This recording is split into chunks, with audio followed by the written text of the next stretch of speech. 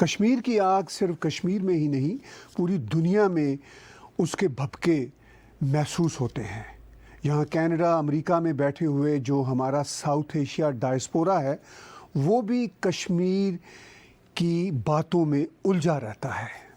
Recently Pakistan और भारत के बीच एक और सीज़ फायर हुआ है। पुलवामा अटैक के बाद सिचुएशन काफ़ी टेंस चली आ रही थी, मगर अब जो दोनों तरफ की मिलिट्रीज़ ने आपस में बात की, उससे उन्होंने सोचा कि ये सीज़ फायर करते हैं ताकि जो बेगुनाह मासूम लोग हैं दोनों तरफ LOC के, उनके मरने का सिलसिला तो बंद हो। सीज़ फायर कई बार हुआ। देखने वाली बात यह है कि इस बार का जो सीज़ फायर है वो कैसे चलेगा और ये सिचुएशन कैसी है। इस पे हमारे साथ हमारे बहुत ही स्पेशल वीकली शो में जुड़े हुए हैं मेजर गौरव आर्या जी। वेलकम गौरव भाई। एक और सीज़ फायर हो गया, सिचुएशन जो भी है आप कैसे देखते हैं? जी देखिए ताहिर साहब, सबसे पहले तो मैं सीज़ फायर को वेलकम करता हूँ और मुझे लगता है कि दोनों फौजों ने जो भी मुनासिब समझा वो करा।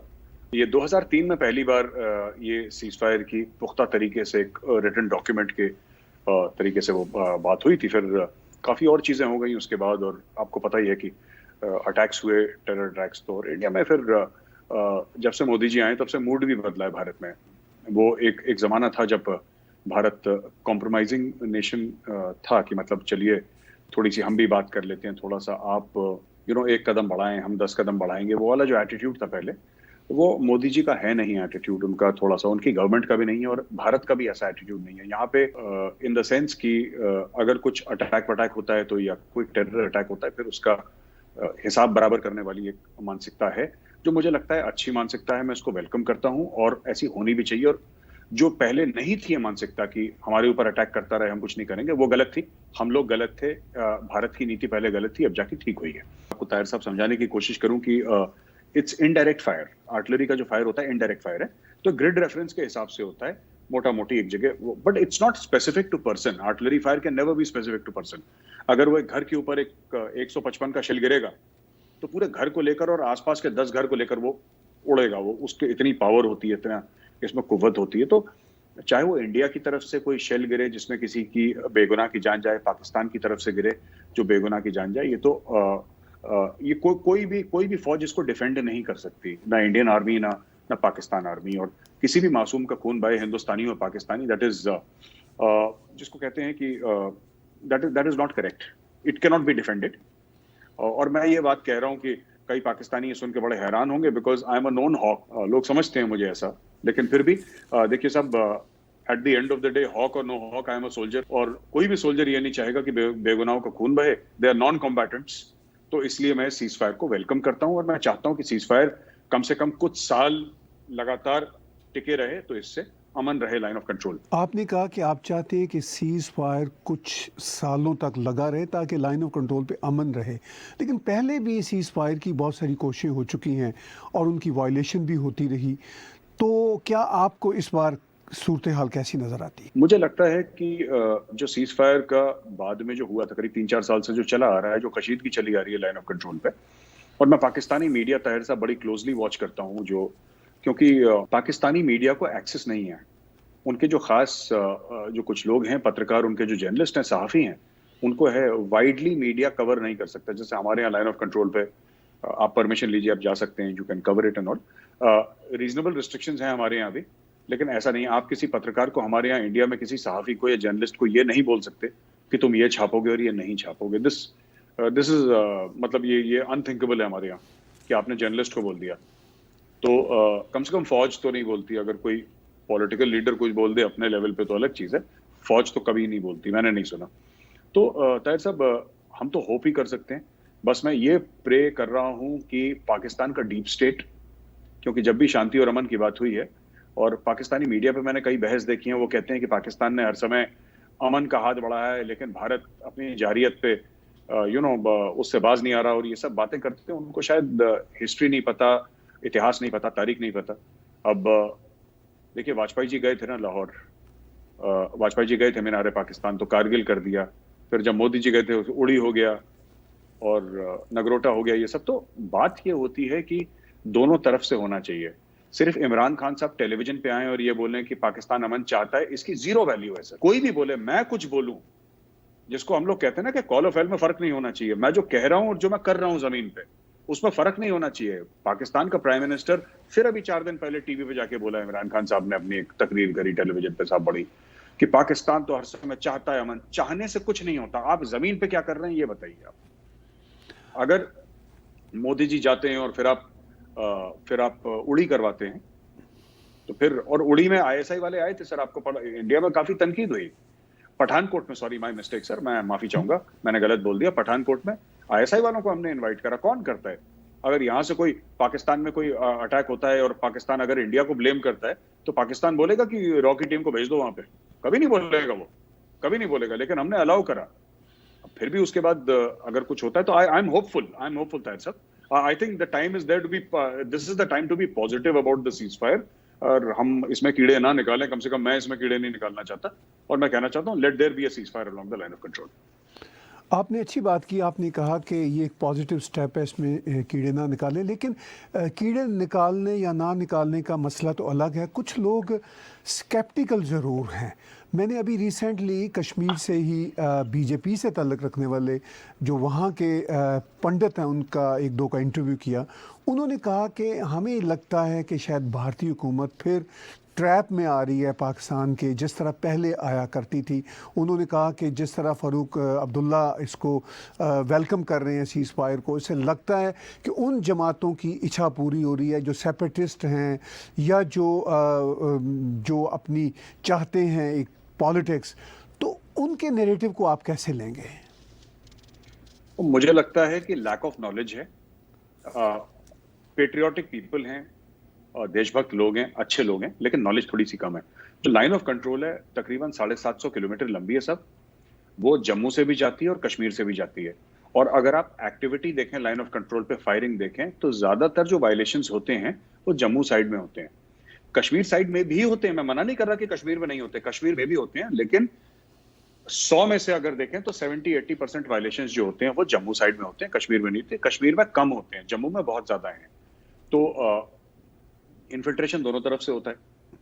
तो देखिए ना, बात यह है कि सीज फायर आप मारते रहें, पाकिस्तान मारता रहे, इसमें जान किसकी जाती है ना। वो मैं तो यही देख रहा था, एक इंडियन बच्ची थी वो वहां पे ना, वो 3 साल की बच्ची की छाती पे गोली लगी थी, वो जम्मू में ही, हमारे जम्मू में, इंडियन साइड में 3 साल की बच्ची की छाती पे गोली लगी थी। 2-3 साल पहले की बात है सर। एक सिंगल शॉट लगा था उसकी छाती पे। तो मैं ये सोचता हूं सर कि मैं फिर आप कैसे, मैं तो देखिए, मैं कितनी भी खून खराबे की बात करूं, और ये बात सच है, मैं अमन वमन में ज्यादा मैं विश्वास नहीं रखता। ठीक है, मैं आपको सच बात, मैं झूठ नहीं बोलूंगा आपसे। मैं फौजी आदमी हूं और मुझे अमन से कोई लेना देना नहीं है, ना ये मुझे वर्ड पसंद भी है। लेकिन मैं 3 साल की बच्ची की लाश को देख के मैं किस तरीके से बोलूं कि फायर करो? I don't have the heart sir. मैं मतलब at the end of the day I am a soldier and I like to believe with all my heart, मुझ में 100 खामियां हैं, but I like to believe that I am an honourable soldier. और civilians तो non combatants हैं, civilians को नहीं वो करना चाहिए। बाकी पाकिस्तानी आर्मी की पोस्ट हैं या पाकिस्तानी आर्मी के खिलाफ जो एक्शन लें, स्वागत है। मैं तो कह रहा हूँ 10 गुना ज्यादा हो। लेकिन अगर खुदा ना खास्ता वो 3 साल की बच्ची थी सर, ये आरएसपुरा, एक हमारा आरएसपुरा के आगे जो है एरिया, उधर लाइन ऑफ कंट्रोल पे फायरिंग हुई थी, और मतलब एक बच्ची की सीधा छाती पे सर आके एक गोली लगी, और वो 3 साल की बच्ची थी सर, छोटी। तो उसकी मैंने फोटोग्राफ देखी, और मैं थोड़ा सा बहुत उस बच्चे को क्या पता सर लाइन ऑफ कंट्रोल, वो तो मासूम बच्चा है सर, उसको क्या पता, वो what does a child know. So ठीक है सर, फौजों के बीच में लड़ाई होती है, होगी आगे, और हम तो फौजी हैं सर, ऑलवेज रेडी। लेकिन जो नॉन कॉम्बैटेंट है सर, वो गलत चीज हो जाती है थोड़ी सी। तो अभी जो सीज फायर हुआ इतनी कशीदगी के बाद, और मोदी जी बार बार कह रहे हैं और ठीक कहते हैं कि गोला बारूद के माहौल में कैसे दोस्ती हो सकती है। उधर पाकिस्तान की तरफ से इमरान खान ट्विटर पे बैठे हुए रोज़ गोले दागते हैं, मैं तो ये कहूँगा। और वो भारत के बारे में कश्मीर को फोकस करते हुए सख्त से सख्त बातें करते हैं। लेकिन इतनी कशीदगी के माहौल में ये एकदम से कैसे एनवायरनमेंट निकली, ये मैं आपकी राय इस पर जानना चाहूँगा। सर सही बात तो है कि मैं आपको अगर सच बताऊं तो I was also very surprised. हम में से शायद किसी को भी नहीं पता था कि हो जाएगा। तो कुछ बैक एंड पे बातें हुई होंगी, कुछ बड़े लोगों ने आपस में बातें करी होंगी, लेकिन मुझे लगता है कि इसका एक मेन बात ये भी है कि ये इमीडिएटली हुआ है चाइना के डिसएंगेजमेंट के बाद। और मुझे लगता है कि चाइना का कहीं ना कहीं मैसेज गया है पाकिस्तान को सर। चाइना ने कहीं ना कहीं बोला है, क्योंकि चाइना जो एक्सपेक्ट कर रहा था, चाइना का एक्सपेक्टेशन था कि हम वहां पे, वो लड़ने के लिए नहीं आए थे, वो आंखें दिखाने के लिए आए थे, थोड़ा सा बाजू बाजू चढ़ा के ना, जैसे गली में लड़ाई होती है कि हम आएंगे और फिर हम इंडियन आर्मी को आंखें दिखाएंगे और हम वो भाग जाएगी डर के मारे, क्योंकि भाई चाइना आ रहा है आफ्टर ऑल, तो इम्प्रेस तो होना ही है, डरना तो है ही। ये भूल जाएं कि कभी सीपैक ऑपरेशनल होगा। खुद अपनी प्रॉब्लम से, पाकिस्तानी जनरल्स के करप्शन की वजह से सीपैक का वैसे ही भट्टा बैठ रखा है। और अगर ये इंडिया को पुश करेंगे सर, तो इनका फिर चाहे ये पाकिस्तान अपनी प्रॉब्लम सारी सॉर्ट आउट कर ले, एक डिवीजन रेस कर ले सीपैक की जगह, अगर ये इंडिया को पुश करेंगे सर कश्मीर में, तो ये इसका डायरेक्ट असर सीपैक पे पड़ेगा, क्योंकि आता सीपैक जो है कश्मीर से ही आता है सर। जो गिलगिट बाल्टिस्तान और जिसको हम लोग पीओके बोलते हैं और पाकिस्तानी आजाद कश्मीर बोलते हैं, उस पूरे एरिया से, गिलगिट बाल्टिस्तान से वो एंटर करता है। और कहीं ना कहीं इसका असर पड़ेगा, क्योंकि मैंने जैसा आपको बताया ताहिर साहब कि 2014 के बाद कहीं ना कहीं इंडिया की सोच थी, जो इंडिया का रिएक्शन था, लोग जो कहते हैं ना कि इंडिया का एक एग्रेसिव स्टांस, एग्रेसिव नहीं है, India has just stop taking nonsense from anybody. बस ये हुआ है, एग्रेसिव हम पहले भी नहीं थे, एग्रेसिव आज भी नहीं है, we have just stop taking nonsense. अगर कुछ करेगा तो उसका 10 गुनी फिर। एंड मैं सही बताता हूँ ना, लोगों ने मोदी को क्यों प्रधानमंत्री बनाया, और मोदी जी को ये पता है कि उनको प्रधानमंत्री लोगों ने किन मुद्दों पे बनाया है। उन्होंने 370-35 के लिए बनाया था मोदी को प्रधानमंत्री। उन्होंने कि भारत दुनिया में ताहिर साहब गुड बॉय बन के रहे, इसलिए नहीं बनाया था कि आप गुड बॉय का प्राइज लेकर आए। We are not interested in becoming the good boys of the world. चाहे लोग जो भी बोले, पाकिस्तानी बड़ा कोट करते हैं कि इंडिया की सॉफ्ट इमेज हिट हुई है। भाड़ में जाए सॉफ्ट इमेज सर, एक के बाद ऐसा थोड़ा कि हमारे 42,000 लोग कश्मीर में हमारे अपनी जान से हाथ धो बैठते हैं और हम बोलते हैं सॉफ्ट इमेज। इसका इंडिया की जो सॉफ्ट पावर है, क्या फायदा है ऐसे सॉफ्ट पावर का सर? आपके जब नागरिक, देश के शहरी आपके मर रहे हो, तो 2014 के बाद एक टेंजिबल पॉलिसी में चेंज आया है। It is a much more assertive India. वो ऐसा इंडिया सर जो चाइना को भी आंख दिखाने से चूक नहीं रहा। ठीक है, चाइना हमसे बड़ा है, हमसे ज्यादा अमीर है, हमसे ज्यादा गोले बारूद होंगे, लेकिन चाइना को रोकने के लिए बॉर्डर पे इंडियन आर्मी है, घुस के दिखाए अंदर जरा। तो अब चाइना को भी पता लग गया। इसलिए आपने डिसएंगेजमेंट की बात करी, आपने बात करी सीज फायर की ताहिर साहब। सीज फायर एक असर बहुत बड़ा जो सीज फायर का है, वो चाइना के डायरेक्ट डिसएंगेजमेंट, क्योंकि चाइना को पता था इंडियन आर्मी नहीं हिलने वाली, ये होगा नहीं, वो अपने सर के बल आके खड़े हो जाए, इंडियन आर्मी नहीं हिलेगी वहां पे। China withdrew and soon message was pass to Pakistan. Back end पे कुछ बात रही होगी which I am not privy to. हो सकता है कुछ हमारे पीएमओ से बात हुई है, हो सकता है डिफेंस, मैं गेस कर रहा हूं, मुझे नॉलेज नहीं है, पर कोई बड़े लेवल पे बात हुई है, तो तब ये लोगों ने एग्री करा है। आपने कहा कि लगता है जैसे चाइना से कोई मैसेज पाकिस्तान को गया है, लेकिन दूसरा एक नैरेटिव ये भी है कि ये अमेरिका का मैसेज पाकिस्तान को है, और शायद ये भी कहा जा रहा है, और बहुत अरसे से कहा जा रहा है, कि पाकिस्तान खुद भी चाइना के चुंगल में फॉरएवर नहीं रहना चाहता। ये भी एक दूसरा ऑल्टरनेट है।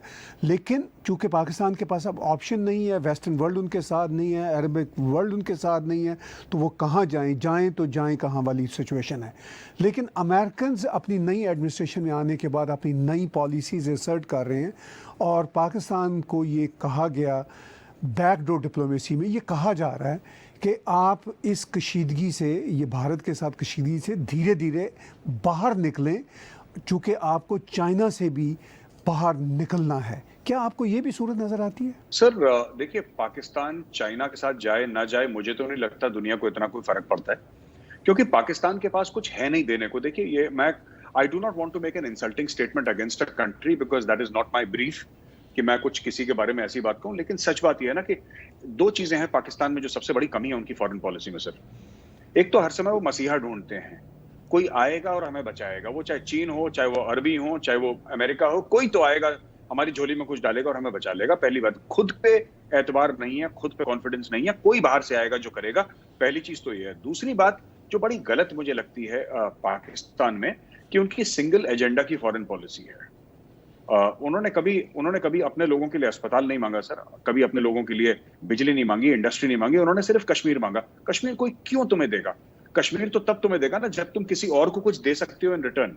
अगर आप एक बात समझ लीजिए, पाकिस्तान के पास बहुत कुछ होता अमेरिका को देने के लिए, यूरेनियम के डिपॉजिट्स होते दुनिया के सबसे बड़े, या आपके पास ऐसे सॉफ्टवेयर प्रोग्रामर्स होते, या आपके पास ऐसे डॉक्टर्स होते तो दुनिया को पकड़ के रखते अपने हाथ में, आपके पास ऐसी इंटेलेक्चुअल सुपीरियरिटी होती, आपके पास ऐसा कुछ होता कि आप दुनिया को, ये पाकिस्तान का दुनिया के साथ रिलेशनशिप, हर एक मुल्क के साथ रिलेशनशिप जो है, चाइना के साथ भी जो रिलेशनशिप है, इसमें सिर्फ ये कहता है कि चाइना हमारे भाई है, हमारे लिए कुछ करेंगे।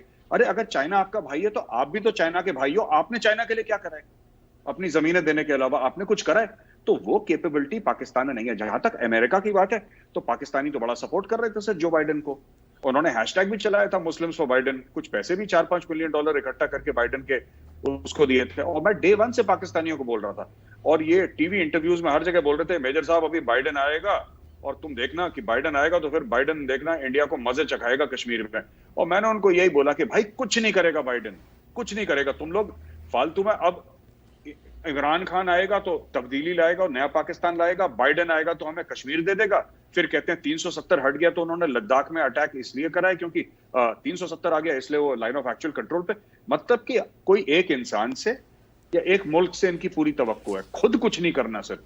खुद की कैपेबिलिटी नहीं है कि हम कुछ कर दें। कश्मीर ये दिला देगा, पैसे ये दे देगा, बिजली ये दे देगा, सड़कें ये बना देगा। ओ भाई सब कुछ ये कर दोगे तो तुमने फिर अलग मुल्क क्यों बनाया जब सभी बाहर आउटसोर्स करना है? तो खुद भी तो कुछ करना है, तो you have to do something. तो ये नहीं करते ये जी।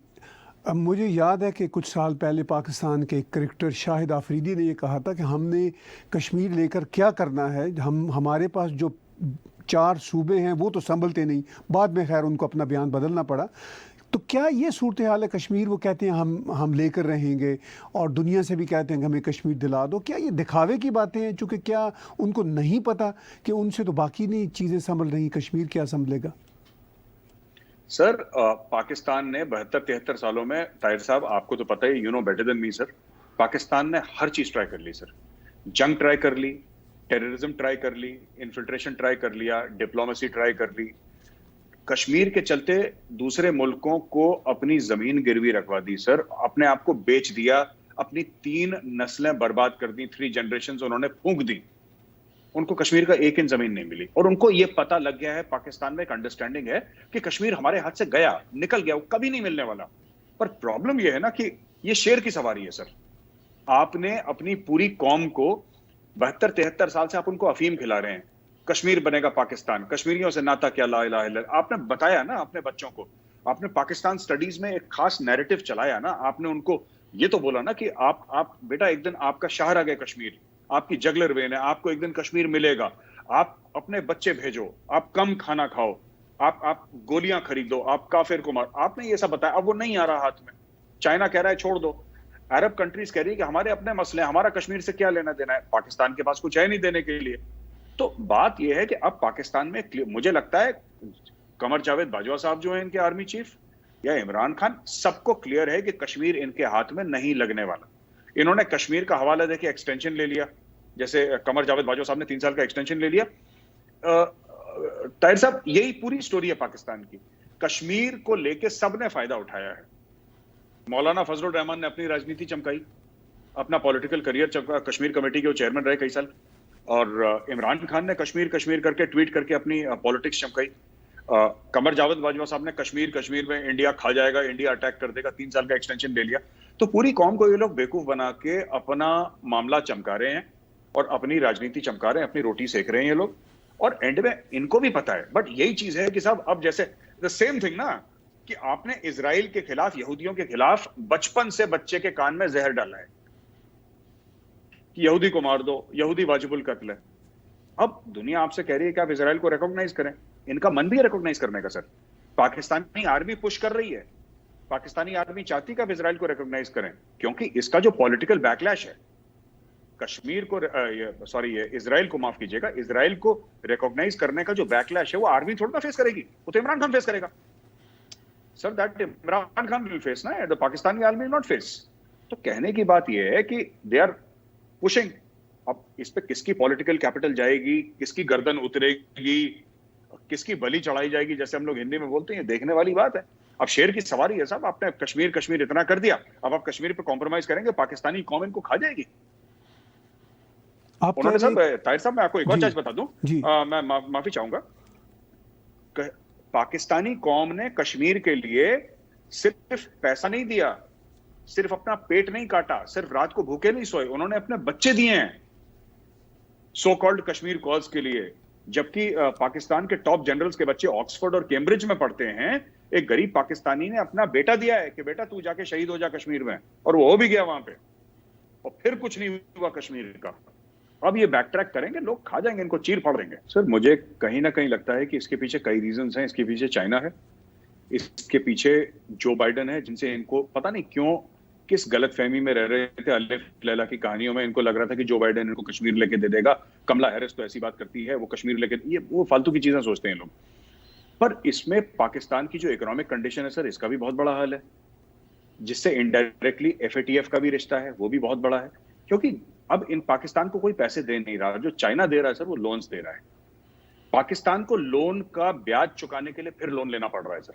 और इतने बुरे सर्कुलर डेट में पाकिस्तान फंसा हुआ है कि बहुत ज्यादा, जिसको कहते हैं ना कि ये बाहर निकलते मुझे नहीं दिख रहा पाकिस्तान। क्योंकि कोई लॉजिकली एक कागज लेके और एक कलम लेके, ताहिर साहब मुझे ये समझा दे कि साहब 5 में से जब 2 निकालते हैं तो 3 बचता है, ये गणित है, ये मैथमेटिक्स है। अब जरा पाकिस्तान का जरा इकोनॉमिक कंडीशन कोई मुझे समझा दे कि ऐसे ठीक हो जाएगा। इसके वर्ल्ड के रिनाउंड नोबेल प्राइज विनर्स आ जाए। पाकिस्तान जिस गड्ढे में जा चुका है, ये पूरी तरीके से इकोनॉमिकली ऑलरेडी चाइनीज कॉलोनी बन चुका है सर। इनके एयरपोर्ट्स गिरवी हैं, इनके मोटरवेज गिरवी हैं, ये आपके जो पाकिस्तान रेडियो की बिल्डिंग है सर, वो इन्होंने गिरवी, इन्होंने पूरे जो मुल्क के आपके स्ट्रेटेजिक असेट्स हैं सारे के सारे तो आपने गिरवी रख दिया। अब क्या बचा सर, क्या बचा आप बताइए? बच क्या गया? आपने सब तो गिरवी रख दिया। अब वो F9 वाला इस्लामाबाद का पार्क है, वो भी गिरवी रख दिया। अब जो बचेगा, आप थोड़ी बड़ी बड़ी बिल्डिंगें हैं, पार्लियामेंट बाकी है, मीनार पाकिस्तान बाकी है, मुझे लगता है 2-3 साल में उसको भी गिरवी रख देंगे। क्योंकि इन सबके पास तो बाहर के डुअल पासपोर्ट्स है ना सर। वहां पे जो इनके बड़े बड़े जनरल्स हैं, सबके पास डुअल पासपोर्ट्स हैं, and they always look at, they always have backup option sir. हमारे आर्मी चीफ, आप मुझसे पूछ लीजिए, जो हमारे आर्मी चीफ है, रिटायर्ड जो है आर्मी चीफ, वो कहाँ पे रहते हैं, मैं आपको बता दूंगा। कौन चंडीगढ़ में रहता है, कोई पंचकुला में रहता है, कोई नोएडा में किसका घर है, गुड़गांव में कौन रहता है, आप पूछिए इनसे।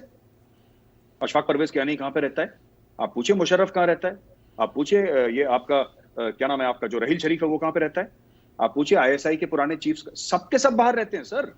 इन लोगों ने पाकिस्तान से पैसा लूटा, बड़ी बड़ी जमीनें ली, पैसा कमाया और अपने मुल्क को छोड़ दिया, बाहर चले गए। क्योंकि ये क्यों बाहर जाते हैं, मैं आपको बताता हूं सर। इसलिए नहीं कि इनके पास पैसा है और बाहर जाना कोई बुरी बात नहीं है, पर आर्मी चीफ जैसी ऐसी बड़ी हस्ती जो है, और पाकिस्तान में तो army chief is head of state sir, चाहे वो हेड ऑफ स्टेट हो ना हो, उसको मानते हैं हेड ऑफ स्टेट। ये लोग इसलिए बाहर जाते हैं क्योंकि इनको अपना मुल्क पे भरोसा नहीं है।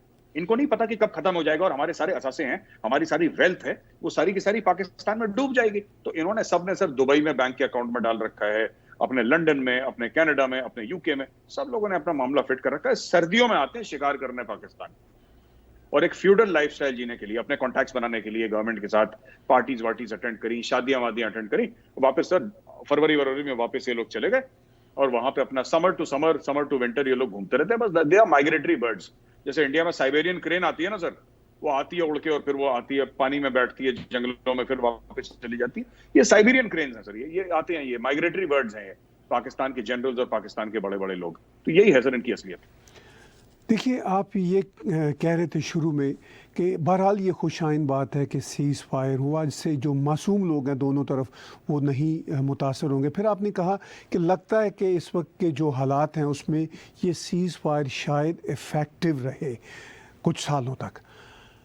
मैं भी इसको खुशाइन समझता हूँ कि आम आदमियों को नहीं सफ़र होना चाहिए। और आपने कहा कि अमन वर्ड एक फ़ौजी होने के नाते आपको ज़्यादा पसंद नहीं, मैं समझता हूँ ये बात, लेकिन फ़ौजी भी तो अमन कायम करने के लिए ही मैदान में उतरते हैं, ये भी एक रियलिटी है।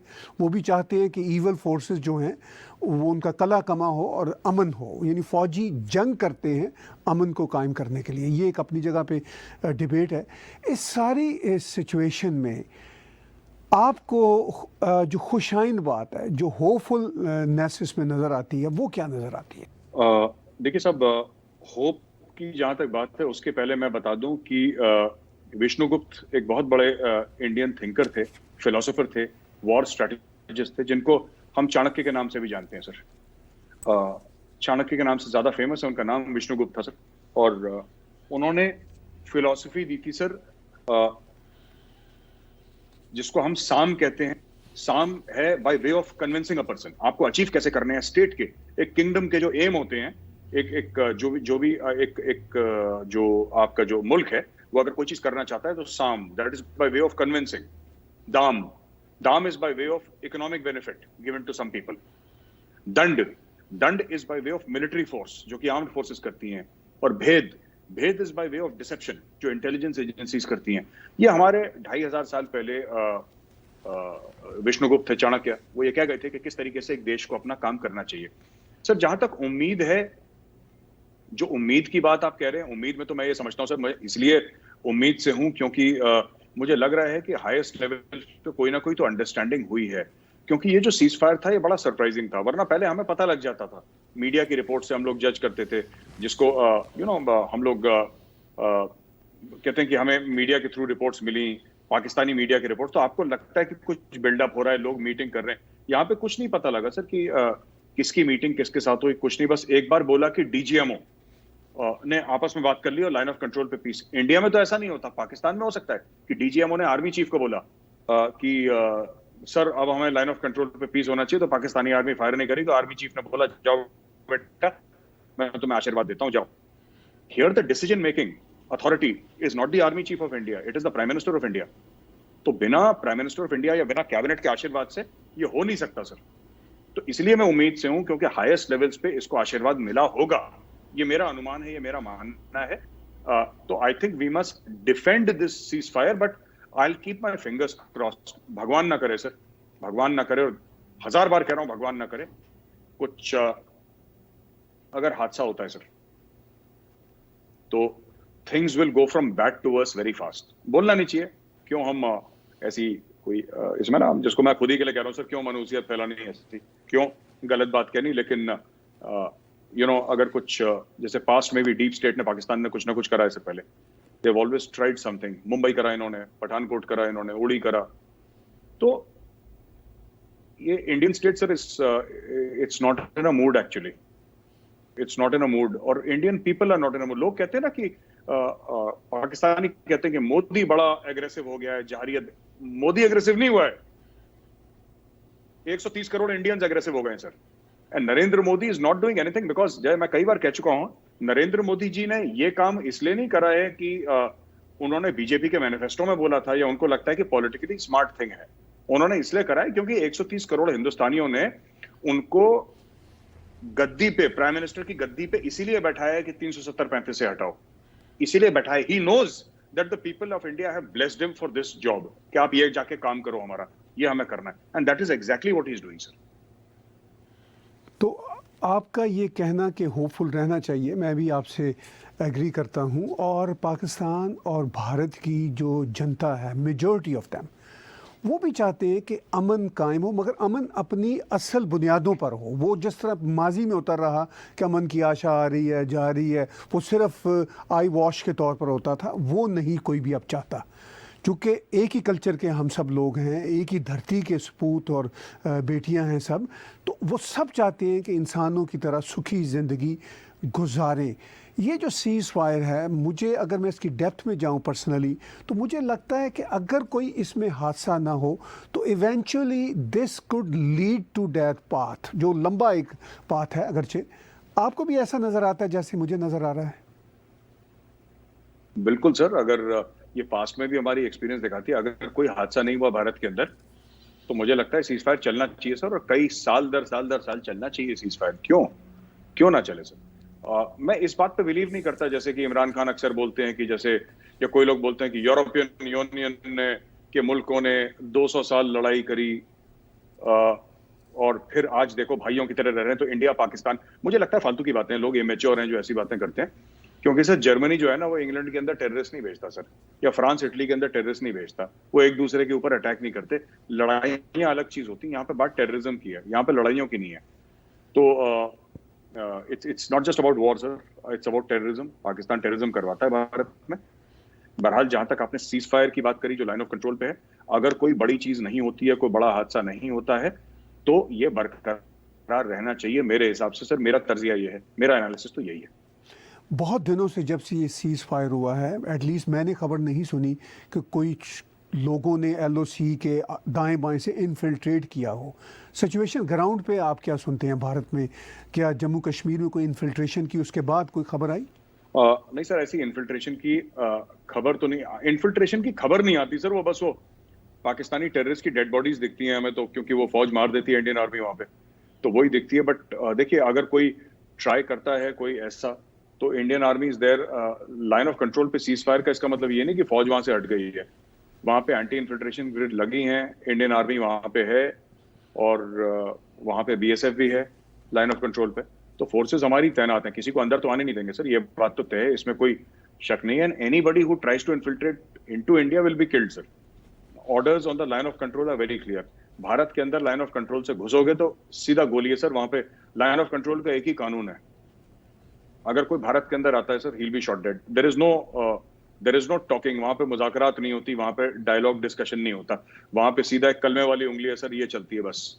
यही लाइन ऑफ कंट्रोल की सच्चाई है। लेकिन मैं ये भी कहना चाहूंगा कि जहां तक फायरिंग है, जो आर्टिलरी की शेलिंग है या स्मॉल आर्म्स का फायरिंग जो होती है, जिससे सिविलियंस भी परेशान होते हैं, वो बंद हो गई है। और बट पाकिस्तान में कई लोग इससे नाखुश हैं। पाकिस्तान में कई सीनियर ऑफिसर्स हैं आर्मी के रिटायर्ड, जो कह रहे हैं कि इमरान खान ने पूरा कश्मीर बेच दिया है, और 370-35 से मोदी ने हटा दिया, तब कश्मीर तो भारत की गोद में चला गया, और अब सीज फायर भी ये मान लिया इमरान खान ने, तो अब तो भाई कश्मीर बिल्कुल ही हाथ से चला गया। सीज फायर इमरान खान का क्या लेना देना बेचारे गरीब का सीज फायर, तो उसको पता भी नहीं होगा बेचारे को सीज फायर क्या होता है।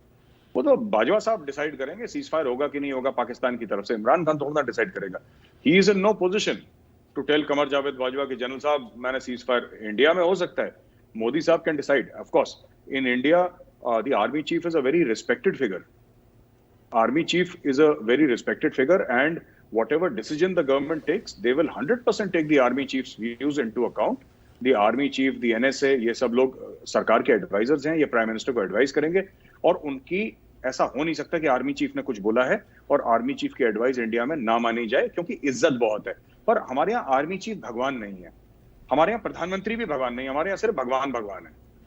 पाकिस्तान में आर्मी चीफ भगवान है, अगर वो डिसाइड करता है कि सीज फायर होगा तो होगा सर। तो आपने कहा कि इन्फिल्ट्रेशन तो अब अगर होगी, तो पहले भी अगर होती थी तो एक ही हाल होता था कि उनको ख़त्म कर दिया जाए, यानी अब टेररिज्म बाहर से नहीं, Kashmir for the time being आएगा। लेकिन कश्मीर के अंदर की सूरत हाल क्या है? वो जो रेडिकल एलिमेंट्स थे, क्या वो एकदम से चले गए, गायब हो गए, या खुद को बदल लिया उन्होंने? उनकी सिचुएशन कैसी है? सर ऐसा है कि ये जो रेडिकल एलिमेंट्स हैं कश्मीर में, जमात इस्लामी के काफी मदरसे और काफी ऑफिसेज में ताला लगा है, एनआईए की रेड्स पड़ी हैं। तो मेन जो रेडिकलाइजिंग एंटिटी है वो जमात इस्लामी है, जो मस्जिदों के मेंबर से और जगह से बात करते हैं, रेडिकलाइज करते हैं, बच्चों को बताते हैं कि जिहाद का मतलब क्या है, काफिरों की गर्दन काटो। और सबसे खूबसूरत बात मुझे ये लगती है, जो जमात इस्लामी है, जो ऐसी बातें करते हैं लोग, जो रेडिकल एलिमेंट्स हैं कश्मीर के, उनकी एक बड़ी अच्छी बात मुझे लगती है, बड़ी खूबसूरत, अच्छी तो क्या लगती है, बड़ी खूबसूरत बात करते हैं वो लोग, कि कहते हैं कि काफिर का गला काट दो, और जब आप उनको अरेस्ट कर देते हैं ऐसी बात करने के लिए, तो कहते हैं कि हमारी फ्रीडम ऑफ स्पीच है साहब, ये इंडिया डेमोक्रेसी नहीं रही, अब तो इंडिया बुरा मुल्क बन गया है सर, तो उनको फ्रीडम ऑफ स्पीच चाहिए काफिरों का गला काटने के लिए। तो ये ठीक है सर, ये भी मतलब इट्स ओके, होता है। Now people are being sorted out nice and proper, और अब stability is returning. Radical elements अभी भी हैं, and they are being radicalised over the internet. Internet का बहुत बड़ा हाथ है कश्मीर में रेडिकलाइज करने के लिए। स्टोन पेल्टिंग वगैरह जितनी भी पहले होती थी, अब तो हुई नहीं, काफी टाइम से स्टोन पेल्टिंग खत्म ही हो गई। वो रिवाज वहीं से शुरू हुआ था सर। हर चीज इंटरनेट से कनेक्टेड है, और रेडिकलाइजेशन भी वहीं से हो रहा है।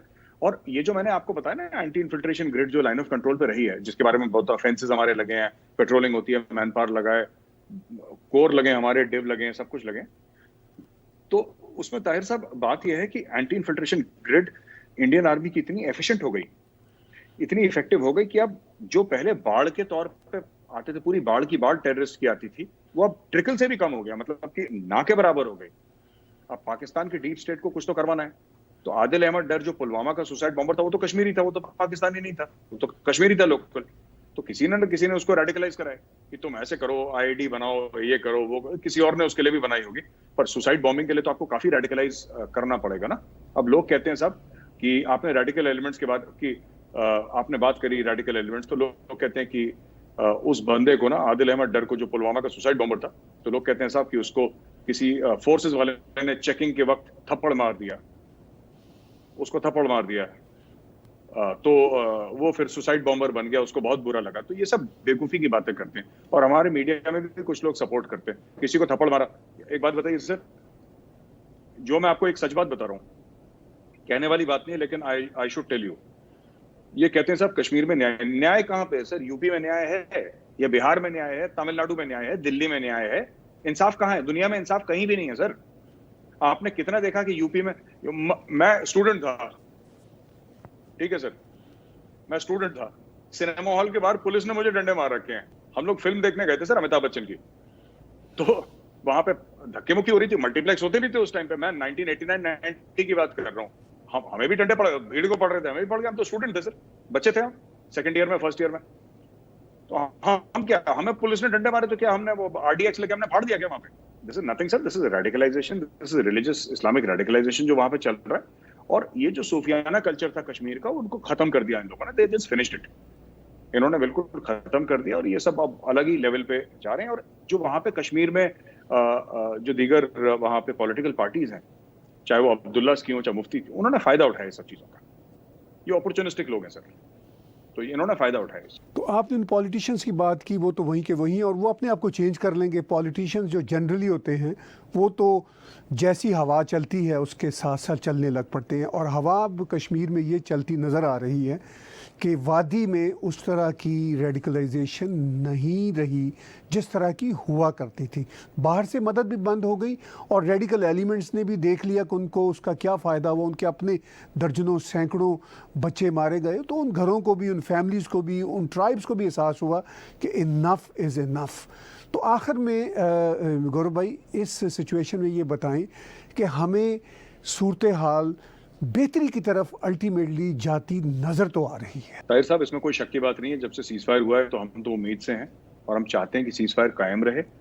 और हम ये भी चाहते हैं कि ऐसा कुछ ना हो, कोई ऐसी हरकत ना हो जिससे कि सीज फायर ब्रेक हो या फिर से कशीदगी का माहौल हो, और जिससे कि आवाम को परेशानी हो। और हम ये भी चाहते हैं कि सर पाकिस्तानी आवाम सेहत से, रोटी से, इन सब चीज़ों से जो वहाँ पे प्रॉब्लम चल रही है वो ठीक। क्योंकि मैं पर्सनली आपको बताता हूँ सर, मेरी दुश्मनी पाकिस्तानी आर्मी से है, पाकिस्तानी आवाम से तो मेरी कोई दुश्मनी नहीं है सर। मैं तो जानता भी नहीं किसी को वहाँ पे, तो मेरी क्या दुश्मनी हो सकती है किसी पाकिस्तानी से जब मैं जानता ही नहीं उसको। लेकिन हाँ, पाकिस्तानी आर्मी बिहेव करे, अपने आप को लाइन ऑफ कंट्रोल पे ठीक ठाक रखे अपने आप को। ऐसे जो हाफिज सईद वगैरह ऐसे लोग हैं, उनको ये ना बोले कि आप कुछ वहाँ पे करिए, तो फिर ठीक हो जाएगा सर। अगर ये लोग कुछ ऐसी बात करते हैं तो। पर अगर ये टेढ़ा होने की कोशिश करते हैं, क्योंकि इंडिया में ये देखिए ना साहब, हम सब कह रहे हैं कि हम बड़े उम्मीद से हैं, जो आपका ये है पूरा मामला ना, सीज फायर का, लाइन ऑफ कंट्रोल, हम सब लोग बड़े उम्मीद से हैं। लेकिन बात यह है कि इसको शटर क्या कर सकता है, ये भी बात करने की जरूरत है सर। इसको शटर क्या कर सकता है? भगवान ना करे, खुदा ना खास्ता, अगर कुछ हादसा होता है सर, फिर we are back to square one. और मुझे ऐसा लगता है कि पाकिस्तान में कुछ लोग हैं, इंटरेस्टेड पार्टीज हैं, जो नहीं चाहती हैं सीज फायर चले, तो कुछ ना कुछ तो करने की कोशिश करेंगे वो लोग। बहुत बहुत शुक्रिया। हम उम्मीद भी रखते हैं और अपने आप को चौकन्ना भी रखते हैं कि ये माहौल कायम रहे और वो वाली सूरत हाल दोबारा कशीदगी की वापस ना लौटे। बहुत ही आखिर में कोई ख़ास बात आप कहना चाहें? नहीं, मैं तो यही कहूँगा कि जो पाकिस्तानी भी हैं, ख़ासतौर से टेलीविज़न पे आते हैं, हर जगह आते हैं, वो थोड़ा सा हम लोग, मैं पर्सनली, कि जो पीस है ना, देखिए, what India wants I will tell you. मैं आपको बता देता हूँ, हिंदुस्तानी एस्टेब्लिशमेंट हमारी क्या चाहती है, हमारे पॉलिटिकल पार्टीज क्या चाहती हैं, बीजेपी क्या चाहती है, आर्मी क्या चाहती है, that I am not aware sir, neither I want to know. But what India wants is peace with honor, sir. Tahir साहब, a dishonorable peace is not acceptable to India. वो नहीं, और कोई नहीं कर सकता सर. मोदी जी के पास 303 सीटें हैं, मोदी जी नहीं कर सकते. He will not do it. He cannot do it, sir. India will not allow it. A dishonorable peace we will not allow. जब तक इज्जत से, शांति से, प्यार मोहब्बत से बात हो रही है, सब ठीक ठाक है सर. जब तक ये बात हो रही तब तक कोई दिक्कत नहीं. आप अपनी रोटी कमाओ, हम अपनी रोटी कमाएंगे. झगड़े की बात मत करो, क्योंकि वो दिन चले गए सर. वो हिंदुस्तानी चले गए सर, जो कहते थे कि नहीं, कुछ भी हो जाए हमें अमन की आशा करनी है. पाकिस्तान अगर एक तरफ मारे तो आप दूसरा गाल, वो नहीं. अब ये नया हिंदुस्तान है सर. जो हाथ उठेगा सर वो उखड़ ही जाएगा. There will be disproportionate response from India. और ये मैं कोई जिंगोइस्टिक बात नहीं कर रहा. I know these people very well, I know this government very well, I know मतलब the entire system quite well, which I am saying that peace है, line of control, they will respect the peace, and down the line in the government to the army, to the last jawan, everybody is on the same page, sir. We have to respect this line of control. पर अगर कुछ हादसा होता है sir, then there will be repercussions, and there will be very severe and very serious and disproportionate repercussions. और भगवान ना करे सर, भगवान ना करे कि ऐसी कुछ चीज हो कभी. I pray to God कि ऐसा कुछ नहीं. बहुत बहुत शुक्रिया गौरव आर्य जी, आपने खुल के अपना नुक्ता नज़र बयान किया और हमने आपका एनालिसिस आज सुना.